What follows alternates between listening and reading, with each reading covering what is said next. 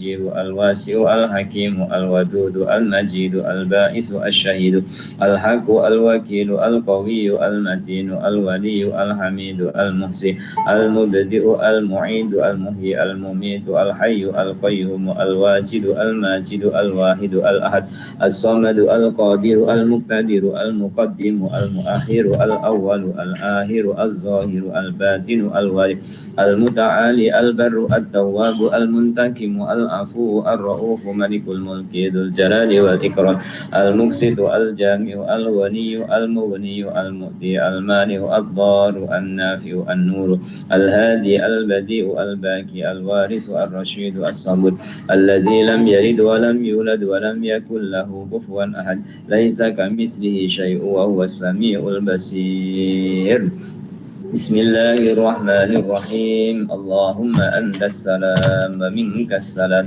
وإليك يعود السلام فحينا ربنا بالسلام أدخلنا الجنة دار السلام تبارك ربنا وتعاليت يا ذا الجلال والإكرام برحمتك يا أرحم الراحمين وسلام على المرسلين والحمد لله رب العالمين أعوذ بالله من الشيطان الرجيم بسم الله الرحمن الرحيم. Berlindung kepada Allah dari godaan dan tipu daya syaitan yang direjam dengan menyebut nama Allah Tuhan yang Maha Pengasih lagi Maha Penyayang. Segala puji bagi Allah Tuhan Sang Pencipta bagi sekalian alam. Muslimin dan muslimah, kita akan mengkaji tema yang baru, yaitu manfaat berdoa. Sebelum kita teruskan manfaat berdoa, lintasan yang terlintas di hati saya saat pulang kaji adalah bisikan-bisikan syaitan saat orang berzikir. Bisikan-bisikan syaitan saat orang berdoa. Salah satunya adalah membisikkan di hati orang yang berzikir dan berdoa, mengatasnamakan Allah, aku sudah dekat. Kenapa kamu panggil? Ketika kita panggil Allah, Allah, syaitan akan datang mengatasnamakan Tuhan dengan mengatakan, aku dekat, gak usah kamu panggil. Saat hamba berdoa, ya, syaitan akan datang atas nama Tuhan, mengatakan, aku sudah tahu, enggak usah kamu beritahu.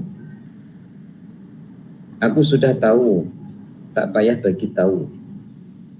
Nah, bisikan-bisikan yang seperti itu adalah merupakan bisikan-bisikan cara teori syaitan untuk menggagalkan seseorang dalam berzikir ataupun menggagalkan seseorang dalam berdoa. Juga menggagalkan seseorang untuk terus berkomunikasi dengan Allah Subhanahu wa Ta'ala. Maka saya sebutkan di awal ini ya, supaya jika memang bisikan itu datang kepada muslimin muslimah saat berzikir, syaitan mengatasnamakan Tuhan dengan mengatakan, aku dekat, tak payah kamu panggil. Juga saat kita berdoa, syaitan datang atas nama Tuhan mengatakan, aku sudah tahu, tak payah kamu beritahu. Masalahmu aku sudah tahu, urusanmu aku sudah tahu. Yang dikatakan syaitan itu benar, bukan tidak benar, tapi motifnya yang salah. Motifnya yang salah, tujuannya syaitan yang salah. Maka kita harus waspada. Dan pada esok atau pagi ini kita akan mendapatkan pencerahan tambahan manfaat berdoa supaya kita tetap terus berdoa walaupun bisikan-bisikan itu selalu datang kepada kita ataupun selalu membisikkan di hati kita. Yang pertama, menampakkan ketauhidan kepada Allah Subhanahu wa Ta'ala. Artinya orang yang paling agung ketauhidannya adalah orang yang paling banyak berdoa. Karena doa adalah bukti atas hubungan yang terjalin dengan Allah Subhanahu wa Ta'ala, satu persatu. Apa itu tauhid? Ya. Muslimin muslimah yang tidak menggunakan komunikasi bahasa Arab, tapi kita harus memahami istilah bahasa Arab, maka sedikit saya sampaikan bahwa muslimin muslimah mengenal bahasa Arab satu. Satu itu bahasa Arabnya wahidun, satu, atau ahadun, satu. Kemudian menyatukan, ini bahasa Melayu, itu wahidun jadi wahada. Wahada yuwahidu tauhidan, menyatukan. Karena Allah itu asalnya bukan banyak dijadikan satu, maka bahasa Melayunya mengesakan, ya. Bukan dari banyak disatukan, tapi memang esa itu tidak perlu 2, 3, 4. Nah, ini tauhid. Nah, mentauhidkan Allah berarti mengakui keesaan Allah. Orang yang mengakui keesaan Allah, saya buatkan contoh. Di rumah muslimin muslimah ada speedometer. Kalau bahasanya tidak sama, speedometer itu adalah meter listrik yang ada di luar rumah, yang selalu berjalan kalau ada orang TNP datang, kemudian dicatat berapa bil kita harus bayar. Ini Indonesia sebut speedometer listrik. Setelah speedometer itu ada MCB. Untuk dapur ada lain, untuk bilik mungkin lain, untuk plug lain punya MCB, untuk aircon atau AC lain MCB-nya. Jadi terdiri dari beberapa MCB. Andaikan rumah itu 2 tingkat, ya, bawah MCB lain pun ada pecahannya lagi. Dari pecahan MCB itu juga ada lagi saklar ataupun on off untuk lampu, untuk kipas dan lain-lain. Pada satu masa ada satu saklar ataupun ada satu elektrik yang mati, ya. Sudah kita tukar lampunya, tapi tetap mati. Maka kita akan menelusuri sebabnya itu terletak di mana, putus jalurnya itu di mana. Mulai dari MCB-nya, mulai dari MCB cabang sampai kepada MCB pusat, sampai ke speedometer itu tadi. Nah, ketika kita mencari sebab, muslimin dan muslimah, kita akan menelusuri jalur yang ada. Tapi jalur ini, ya, terakhirnya kita akan menemukan bahwa sebenarnya ada api tak dalam MCB pusat. Sebenarnya ada api ketidak. Kalau ada api berarti masalah terjadi pada kabel-kabel selepasnya. Sekarang kita bawa kepada Allah. Allah itu cahaya. Allahu nurus samawati wal ard. Kemudian ada hamba Allah Ta'ala yang belum menemukan Allah, yang tauhidnya belum kukuh, belum kuat, sehingga kadang ia bergantungnya adalah bukan kepada Allah, tapi kepada sesuatu penyambung yang berhubungan dengan Allah, karena tidak ada sesuatu yang tidak berhubungan dengan Allah. Ketika orang itu terhenti kepada penyambung, berarti ia merasakan bahwa penyambung itu adalah penolong ataupun pembantu. Nah, orang yang mentauhidkan Allah dan merasakan keesaan Allah dan mengesahkan Allah, mesti ia akan sambung lagi. Tidak berhenti kepada penyambung, tapi harus disambung lagi sampai menemukan Allah. Ketika sudah menemukan, maka itulah mentauhidkan. Muslimin muslimah perlu pergi pasar. Ia pergi pasar karena tak punya sayur sendiri di rumah. Ya. Pergi ke pasar raya perlu belanja, ia belanja. Lapar perlu makan, ia makan. Sakit perlu berobat, ia berobat. Tapi kita tauhidnya tetap mengesahkan Allah adalah menyambung sebab kepada musabbibul asbab. Penyambung kepada pusat, yaitu kepada Allah. Nah, untuk menyambung kepada Allah itu kan tidak sama dengan kita sambung kepada sesama manusia. Saya buatkan contoh. Ya. Saya ada keperluan dengan Haji Umar umpamanya. Saya ada keperluan dengan Haji Umar. Haji Umar kata, Ustadz saya tak boleh buat, saya tak boleh tolong. Ustadz pergi ke Cik Latif aja. Nah, maka saya pun pergi Cik Latif. Cik Latif pun sama juga. Ya. Cik Latif kata, saya tak punya. Yang punya itu Haji Misrun umpama. Maka saya pun pergilah ke tempatnya Haji Misrun pun sama. Ya. Saya tak dapat bantu Ustaz, saya tak ada benda tu. Pergi ke Haji Rosli. Maka saya pun pergilah ke Haji Rosli. Begitulah seterusnya sampai Haji Rosli mengatakan, Ustaz yang ada itu pada Haji Zul. Saya pun pergi Haji Zul dan Haji Zul boleh bantu saya. Kalau saya berhenti kepada Haji Zul, berarti saya tidak menyambung tauhid saya kepada Allah. Kalau saya hanya berhenti kepada Haji Zul setelah melepasi Haji Umar, melepasi Cik Latif, melepasi Haji Misron, melepasi Haji Rosli, sampai kepada Haji Zul, kemudian saya berhenti di Haji Zul, berarti saya tidak menyambung kepada Allah. Kalau dari rumahnya Haji Umar ke Haji Latif, saya bisa jalan kaki dengan kaki saya. Dari rumahnya Cik Latif ke rumahnya Haji Misrun, saya boleh naik kereta karena agak jauh dengan kereta saya. Dari rumahnya Haji Misrun ke rumahnya Haji Rusli jalan kebun, saya harus naik kereta. Dari rumahnya Haji Rusli balik ke rumahnya Haji Zul, saya boleh naik kereta. Tapi dari Haji Zul ke Allah, naik apa?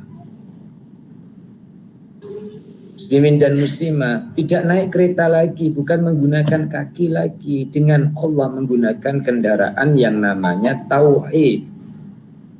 Nah, tauhid itu ada tandanya dengan kendaraan yang namanya doa.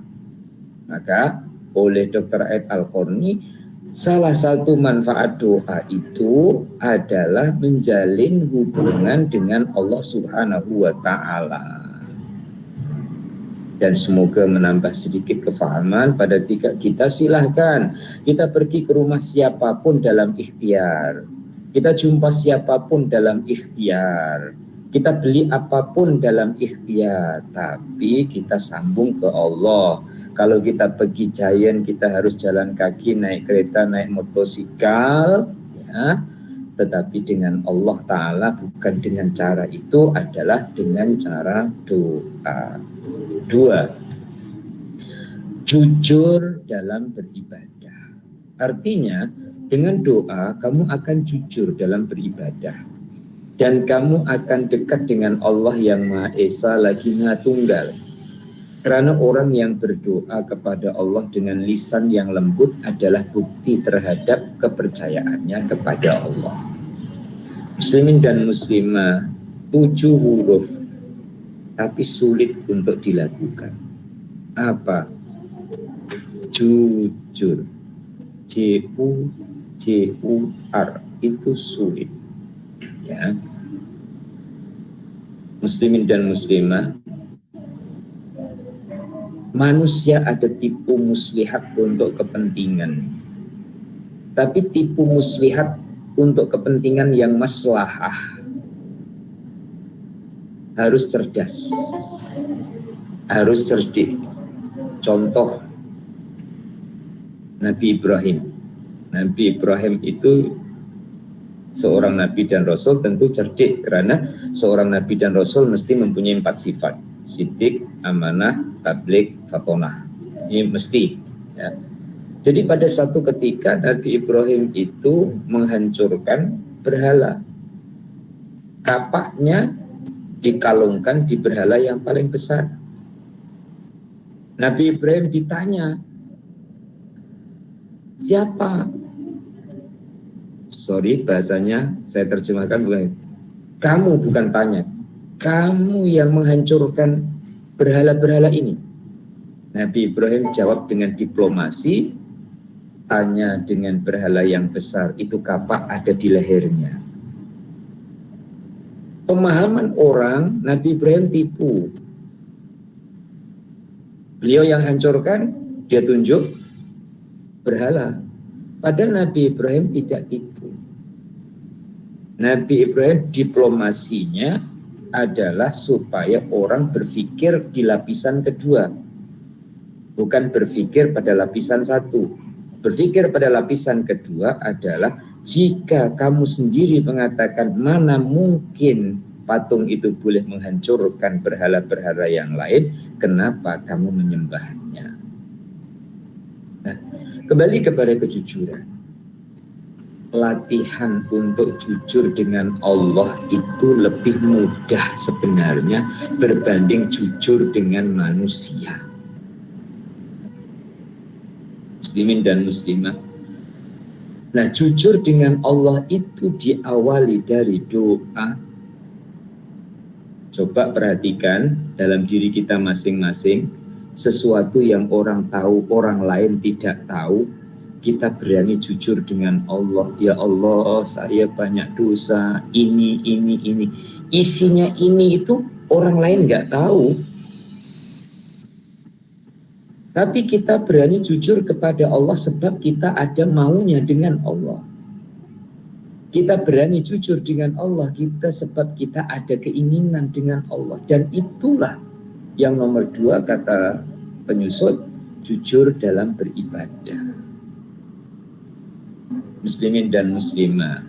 Sekarang lagi saya bawakan kepada manusia. Manusia itu untuk jujur itu payah, sehingga spontan ini saya terlintas orang yang kena suspek, ya suspek, kemudian dibawa ke balai polis, kemudian ditanya, selalu tidak jujur sedangkan bukti sudah ada. Maka ada beberapa cara polis untuk membuka kejujurannya. Walaupun saya tidak tahu persis, tetapi cerita-cerita dengar. Ada yang diletakkan di kakinya di atas es, di atas ais, sehingga kedinginan tak tahan untuk dingin, ya.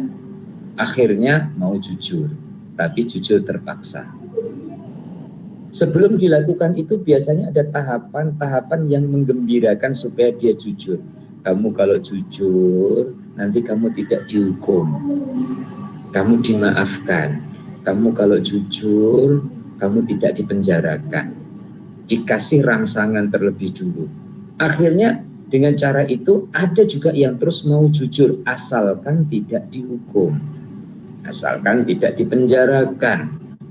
Nah, kita dengan Allah, ya, kita mesti ada motif, ada keinginan, ya, keinginan untuk dimaafkan. Maka terpaksalah kita harus jujur. Ya. Berarti doa adalah bukti kejujuran seseorang dalam beribadah. Nomor 3, menampakkan kecintaan kepada Allah.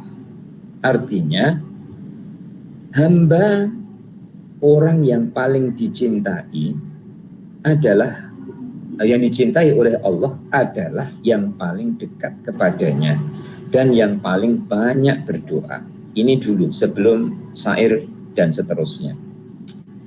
Muslimin dan muslimah, dekat itu tidak harus banyak ibadah. Minta maaf, saya ralat. Dekat bukan harus banyak amal. Ya. Contoh, pon-pon anaknya berapa? 5 umpama, atau 6 anak.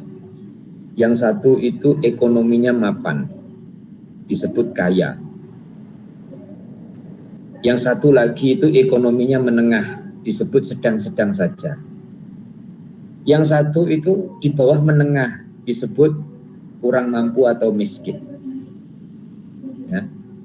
Dari 5 ataupun 6 anak itu, belum tentu loh yang paling dekat di hati puan-puan itu adalah yang selalu kasih duit. Belum tentu yang paling dekat di hati puan-puan adalah yang kaya, yang selalu memberi hadiah, yang selalu mengantarkan makanan, ataupun yang selalu memberi uang. Belum tentu.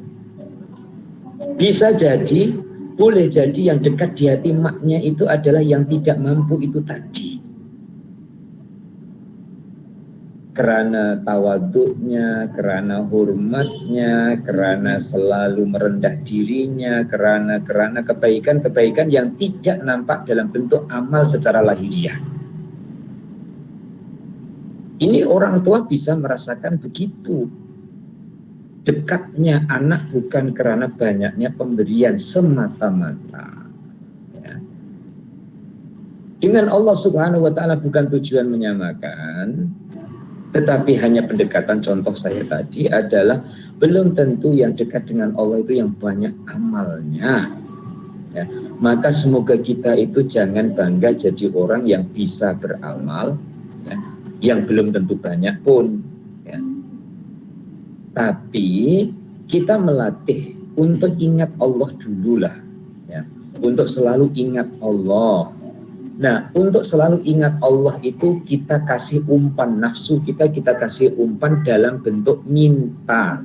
Karena nafsu itu selalu ingin yang senang-senang. Ya. Nah, minta itu bahasa Arabnya adalah doa, ajak selalu doa. Sehingga ketika dengan jalan itu berarti selalu komunikasi, selalu berhubungan. Nah, setelah selalu berhubungan, nanti akan nampak kebaikan-kebaikan Allah yang selama ini belum nampak. Bukan Allah tak baik-baik, tapi orang yang Allah buat baik kepadanya itu tak nampak kebaikan-kebaikan Allah. Ya, tak merasakan kebaikan Allah. Bisa ngaji seperti ini, kebaikan Allah. Online-nya lancar, itu kebaikan Allah. Bisa duduk, itu kebaikan Allah. Jadi kalau orang itu tidak membiasakan komunikasi dengan Allah lewat doa, contohnya, maka dia tidak merasakan kebaikan-kebaikan Allah. Kalau tidak merasakan kebaikan Allah, bagaimana akan ada rasa cinta dengan Allah? Setelah merasakan kebaikan-kebaikan Allah yang maha baik, maka ada rasa cinta. Ya. Muslimin dan muslimah, ada orang itu cinta karena nafsu, ada cinta karena hati. Ya. Contohnya orang dulu ya, orang dulu dengan orang sekarang ini kan beda. Orang dulu itu istilahnya orang Jawa kerbau, ya, anak kerbau ikut kerbau. Asalnya bahasa Jawa, budel melu kebu, itu. Sekarang udah terbalik, kerbau ikut anak kerbau.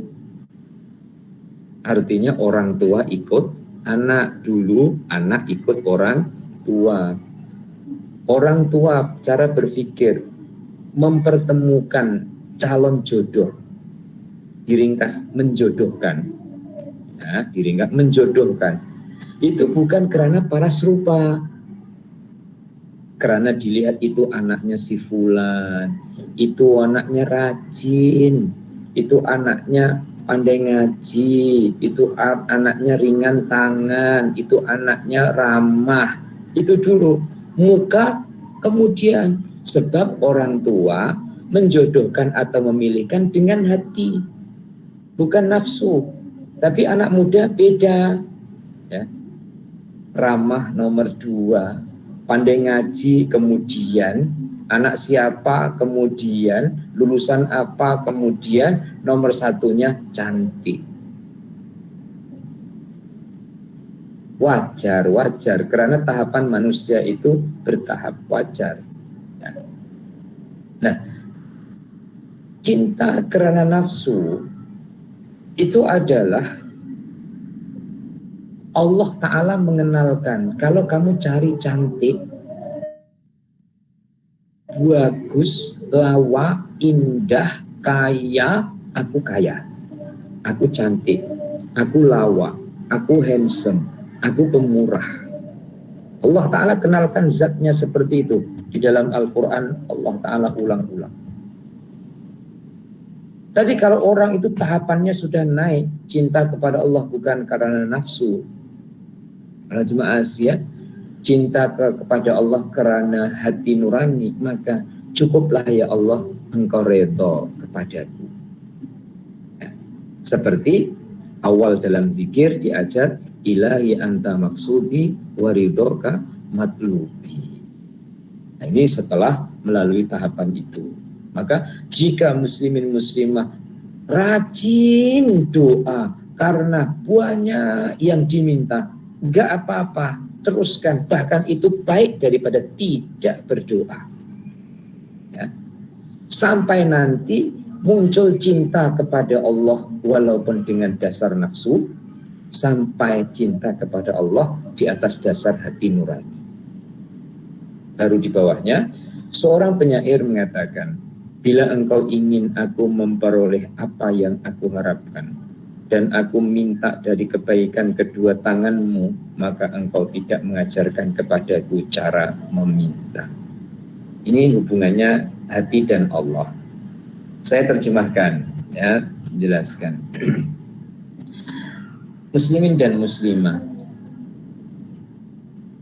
sebelum saya menerjemahkan, saya buatkan contoh dulu ya. Contoh dulu untuk pendekatan lagi ya, sukacita dan minta maaf kalau saya selalu membuat contoh ya, supaya saya mudah untuk menjelaskan dan semoga mudah dipahami. Nenek jumpa cucu ya. Sebelum memberi pemberian, nenek itu berkata dengan cucunya, tangannya mana? Kemudian cucu itu keluarkan tangan kiri. Ya. Nenek kata, tangan kanan mana? Itu cucu belum tahu kalau mau dibagi oleh neneknya. Tapi neneknya mengatakan, tangannya mana? Tangan kanannya mana? Setelah tangan kanan diulurkan, baru nenek memberi sesuatu kepada cucunya melalui tangan kanan itu. Seorang puisi ini membayangkan ataupun mengungkapkan bahwa Allah itu tak memberi, melainkan Allah itu menggerakkan. Ya. Menggerakkan terlebih dulu untuk mempersiapkan sesuatu. Kalau sudah dipersiapkan, ya, kalau sudah dipersiapkan, umpama tangannya itu tadi sudah disiapkan, pasti minta atau tidak minta akan diberi, akan dapat. Nenek mengatakan kepada cucunya, tangannya mana? Itu cucu tak minta dengan nenek. Cucu cakap, nek minta jajan. Atau cucu tak cakap, nenek minta jajan. Dapat jajan. Karena apa? Tangannya sudah diulurkan. Sedangkan yang suruh hulur tangan itu siapa? Ya nenek itu tadi. Yang akan bagi jajan siapa? Ya nenek itu tadi yang menyuruh mengulurkan tangan. Nah kalau Allah suruh kita doa, itu tanda Allah akan bagi. Siapa yang bagi? Ya yang suruh kita doa itu tadi. Semoga dapat dipahami secara rasional untuk keyakinan kita bersama. Baru bawahnya, wahai kaum muslimin, sesungguhnya orang yang paling dicintai oleh Allah Subhanahu wa Ta'ala adalah orang yang paling banyak berdoa. Maka saya berharap agar kita semua menjadi orang yang banyak berdoa dan bersungguh-sungguh dalam doanya itu. Nah ini di garis bawah, bukan hanya banyak doa saja, ya, tapi tidak bersungguh-sungguh dalam berdoa dan bersungguh-sungguh dalam berdoa saat sujud. Setiap kali selesai melaksanakan sembahyang dan di antara dua azan atau serta waktu sahur. Ini adalah waktu-waktu utama untuk berdoa. Sebelum di bawahnya, tengah-tengah, ya, ambil tengah-tengah. Kalau kita belum mampu doa dengan hati yang hadir, dengan hati yang faham maksud doa, ya, teruskan sampai kita ada keinginan untuk kita paham arti doa. saya ini doa kok nggak pernah tahu dan ambil tahu apa arti doa itu.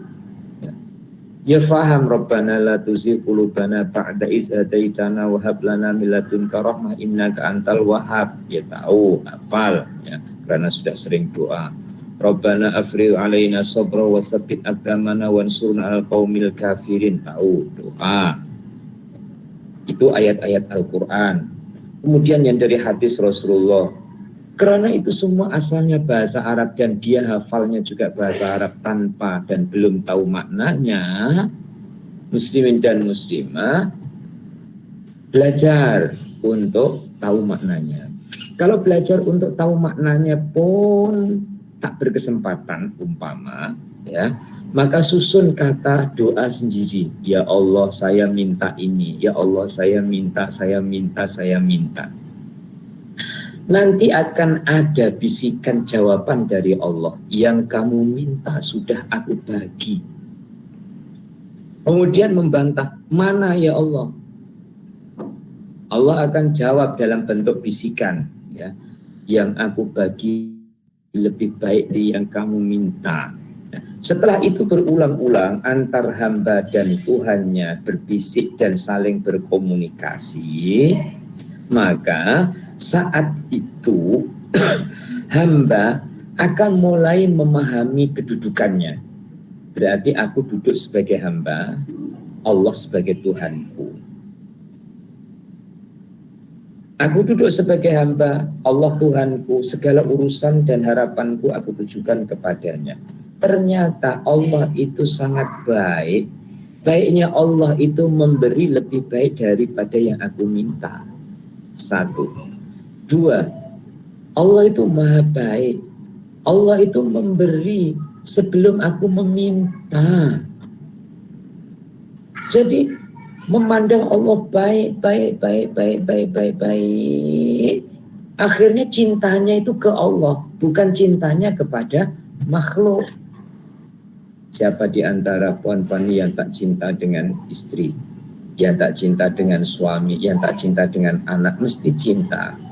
Tapi membesar, menyubur cintanya kepada pasangan atau kepada keturunan itu karena siapa? Karena Allah. Ya, saya itu kadang-kadang ya Allah, ya, terlintas ya. Seperti ini anak-anak main di depan ini ada Amin, ada Sofia. Ya. Kebanyakan orang itu bukan mengatakan itu orang Jawa. Ya. Ini macam anak Arab, ini macam anak India. Kalau keluar dari rumah itu orang akan kata begitu. Padahal bapaknya ya Jawa, ya. Ayahnya ya Jawa. Jadi tumbuh membesar dengan wajah yang seperti itu. Ya. Ketika kecil mandi saya mandikan, kan saya tak gunakan apa itu khidmat orang memandikan. Jadi seperti Amin itu dari kecil ya saya lapang saya mandikan sendiri. Dari hari pertama balik dari bolos kita ya saya mandikan sendiri. Sekarang sudah 2 tahun lebih. Sudah 2 tahun lebih nanti jadi 4 tahun, 5 tahun, dah besar. Asalnya kelihatannya comel, ya, cantik, menyenangkan. Nanti akan ada urusan-urusan yang berikutnya. Nah, cinta orang tua terhadap anak, ya. Cinta orang tua terhadap anak jika tidak didasari karena Allah, maka seakan-akan kita itu akan jadi bungkak, akan jadi sombong. Ya. Anakku lawa-lawa, anak dia gini. Ini. Nah, supaya tidak begitu, semuanya itu adalah kebaikan Allah Subhanahu wa Ta'ala. Ya. Bahkan Masya Allah, ya. Kemarin atau itu hari saya sampaikan makhluk Allah yang bernama manusia yang disempurnakan dan diberikan akal oleh Allah itu enggak ada yang bodoh. Ya. Kadang-kadang geramnya guru terhadap murid, kiai terhadap santri, ya, itu sampai teringat-ingat dan terbawa-bawa. Anak nakal sangat, ini anak siapa? Ya. Yang dicari ayahnya. Anak siapa yang dicari? Emaknya. Coba kalau kita tengah-tengah, ya, ini anak seperti ini hamba siapa? Akan jawabannya satu, hamba Allah juga.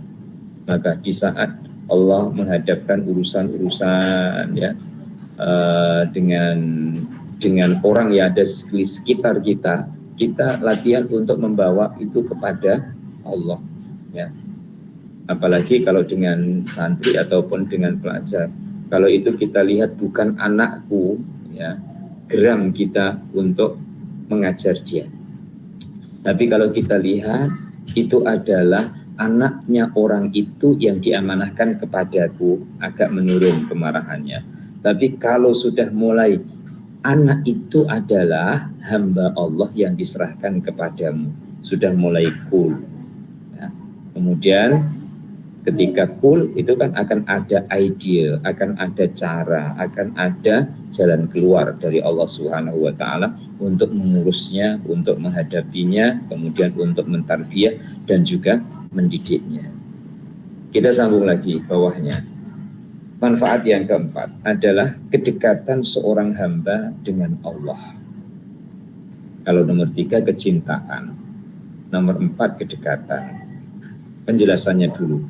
Apabila setiap kali seorang hamba itu banyak berdoa, dia akan merasa dekat dengan Allah. Dan inilah derajat ihsan. Saya teruskan dulu sampai satu penggal. Kedudukan inilah yang paling tinggi. Yaitu kamu menyembah Allah seolah-olah kamu melihatnya. Kalaupun sekiranya kamu tidak melihatnya, kamu yakin sesungguhnya dia melihatmu. Sebagaimana yang terdapat dalam hadisnya malaikat Jibril alaihissalam yang panjang diriwayatkan oleh Imam Bukhari, dalam kitab Imam Muslim juga. Titik. Islam, iman, ihsan.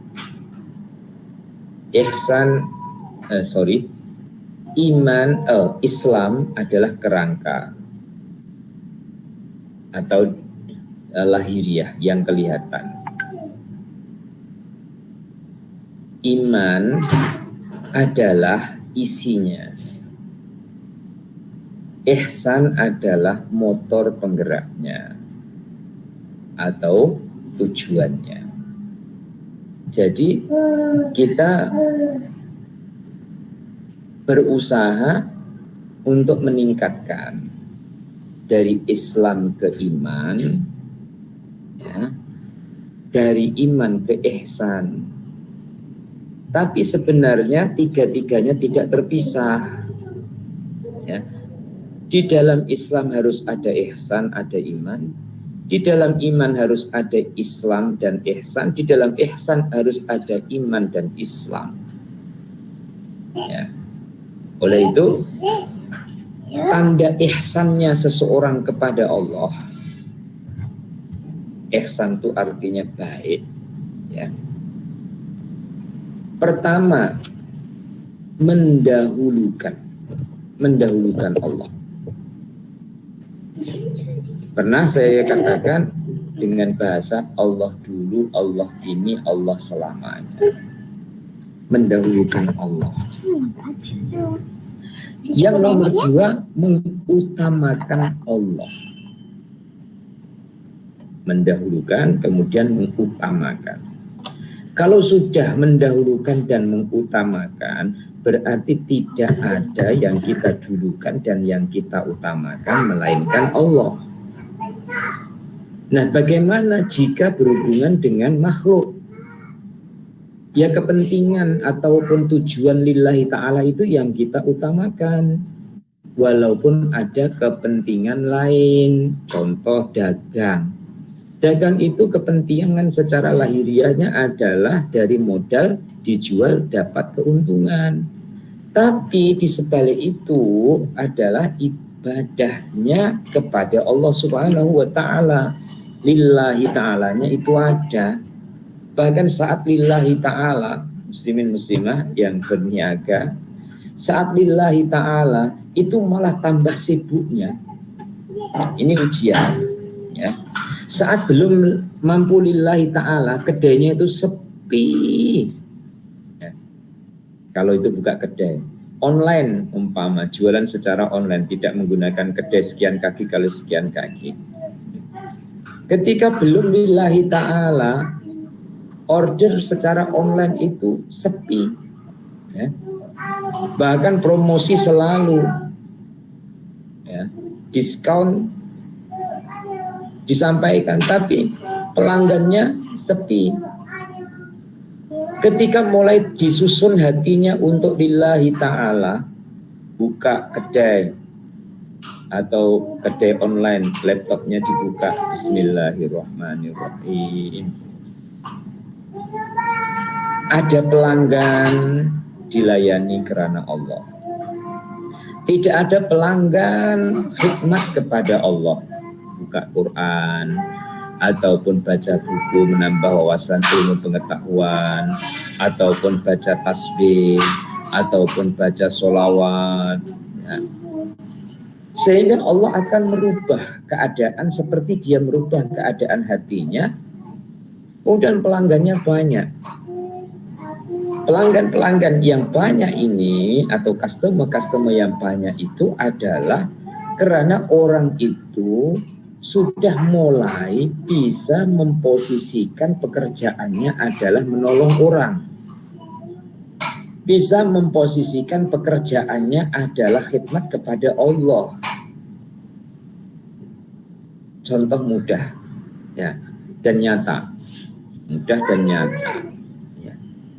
Jika ada anak kita ataupun siapa-siapalah yang kita lihat, yang karena kita ada mata untuk melihat, anak-anak remaja ataupun pekerja-pekerja di Ionpik ataupun di Maidin ataupun di Giant, jika sekarang ini masih buka, ya, dia tidak pernah pikir pelanggan, tapi yang dia pikir adalah khidmat pelanggan. Dia tak pikir nanti ini buka orang datang ramai ke tak ramai, ya, itu bukan bidang dia. Cara berpikirnya adalah dia khidmat kepada pelanggan, dilayani dengan baik. Otomatis dilayani dengan baik, dia ada hak untuk mendapatkan gaji di akhir bulan. Kalau rekod prestasi baik, dia ada peluang untuk naik gaji pada bulan berikutnya, dan seterusnya, dan seterusnya.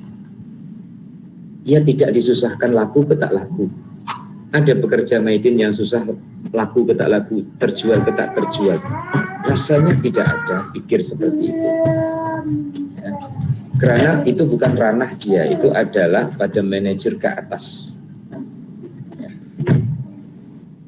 Nah, kita dengan Allah sekarang, ya, kita dengan Allah, kita dengan Allah, kita pun latih seperti itu, ya, untuk membawa lillahi ta'ala lah, ya. Mengutamakan Allah, mendahulukan Allah, mengutamakan Allah, akan naik peringkatnya jadi ihsan itu tadi, ya. Kemudian setelah mencapai ihsan, itu yang terpandang dalam hidupnya bukan dirinya loh. Wawasan dalam hidup yang dipandang itu adalah penciptanya. Maka dikatakan dalam hadis, anta'budallah ka'annaka tarahu fa illam takun tarahu fa innahu yaraka. Kamu itu buat apa saja, ya, ibadah secara umum apa saja, seperti kamu melihat Allah, seakan-akan kamu melihat Allah. Jika tak mampu, kamu rasa dilihat oleh Allah. Jika tidak mampu, kamu rasa kamu itu selalu dilihat oleh Allah. Berarti kedua-duanya ini mengingatkan kita, kalau kita belum mampu melihat, kita harus merasa dilihat. Contoh, muslimin dan muslimah, ada CCTV di ujung sini, ada CCTV di ujung sana. Apa perasaan puan-puan di depan CCTV? Dilihat atau melihat? Nomor satu atau nomor dua? Nomor satu dilihat, nomor dua melihat. Puan-puan melihat CCTV, tapi bayangan puan-puan bukan di CCTV, tapi pada screen TV. yang puan-puan nampak muka di skrin TV sebab puan-puan berada di depan CCTV. Yang lebih kuat adalah merasa dilihat, bukan melihat. Sebab skrin TV-nya bukan di luar, yang di luar adalah CCTV. Ihsan, peringkat kita adalah lebih mudah merasa dilihat daripada melihat Allah. Karena Allah itu laisa kamitslihi syai'un, yang tidak sama dengan segala sesuatu. Lebih merasa mudah dilihat daripada melihat. Nomor 5. Percaya dan yakin dengan janji Allah. Orang yang berdoa itu tandanya orang yang percaya dan yakin akan janji Allah. Orang yang percaya dengan Allah akan banyak berdoa, dan sebaliknya orang yang gagal dan kalah adalah orang yang sedikit berdoa. Sekali lagi, panjangnya doa belum tentu betul-betul berdoa. Ya, saya ulang, panjangnya doa belum tentu betul-betul berdoa. Bisa juga panjangnya doa itu adalah baca doa. Nah, kalau baca doa itu satu buku ya bisa, namanya baca. Ya. Yang dimaksudkan di sini adalah yang betul-betul berdoa. Berdoa berarti ada berharap. Berharap ke Allah, ada percaya kepada Allah. Walau demikian, puan-puan, baca doa pun tak apalah, asalkan mau baca. Contohnya, ya, puan-puan yang punya grup marhaban, ya, dulu ketika diundang untuk marhaban, itu kan mulai dari al-jannatu wa na'imuha sa'dul liman yusalli wa yusallim wa yubarik alaih abtadi'ul imla bismillatil aliyah, seterusnya sampai walam matamma, sampai walam mabaroza, sampai mahalul qiyam. Nanti tiba masanya doa Allahumma ya basital yadaini bil atiyah dan seterusnya, itu doanya kan panjang, ya. Mungkin dari panjangnya doa itu 1/10-nya yang paham, 90-nya, 90/100-nya itu tak paham, tapi tetap dibaca sampai subhana rabbika rabbil izzati amma yasifun wa salamun alal mursalin walhamdulillahi rabbil alamin. Nah, bayangannya Allah makbulkan doa marhaban. Ya harus begitu. Apa? Allah dalam bentuk apa Allah Ta'ala makbulkan doanya marhaban? Dalam bentuk jamuan depan rumah. Ada nasi, ada kue. Oh, ini Allah Ta'ala mengabulkan doa Allahumma ya basital yadaini bil atiyah marhaban yang baru saja dikumandangkan. Padahal tadi adalah baca doa, belum betul-betul berdoa. Maka betul-betul berdoa itu akan dirasakan saat sendirian. Saya ulang, betul-betul berdoa itu dirasakan saat sendirian. Jadi imam pun belum tentu betul-betul berdoa, ya. Puan-puan, maka ketika kita sendirian, itulah kita betul-betul berdoa kepada Allah Subhanahu wa Ta'ala. Yang keenam, pengusiran syaitan. Saya bacakan dulu. Syaitan akan lari terbirit-birit daripada orang yang berdoa. Wahai saudara-saudaraku, perbanyakkanlah berdoa. Angkat tanganmu ketika kamu berdoa, mintalah pertolongan dan kekuatan kepada Allah. Berdoalah kepadanya dengan nama-namanya yang indah dan berselawatlah kamu kepada Rasulullah SAW dalam doamu itu. Doa yang paling baik adalah doa yang dipanjatkan pada waktu yang sangat utama, menghadap kiblat, yaitu setelah berzikir, bertasbih, bertahlil, berdoa dengan mengucapkan nama-nama Allah yang indah, setelah bersiwak, dalam keadaan suci, berada dalam tempat mulia, di masjid zikir, atau ketika berada di dekat Ka'bah. Titik. Hubungannya dengan tempat, hubungannya dengan waktu. Karena kita makhluk selalu berada di tempat dan selalu berada di dalam waktu. Jadi kesimpulannya, ya, tidak terhalang siapapun dari hamba untuk menyampaikan hajatnya kepada Allah yang disebut doa. Berbeda dengan makhluk. Kita mau menelpon sultan sulit payah, ya. Kita mau jumpa payah. Tapi kita dengan Allah Ta'ala sewaktu-waktu, kapanpun, bila-bila kita bisa jumpa. Hanya saja ada yang tak jumpa. Kenapa? Terhalang oleh dirinya. Apa yang menghalang dirinya? Penyekutuan terhadap Allah Subhanahu wa Ta'ala.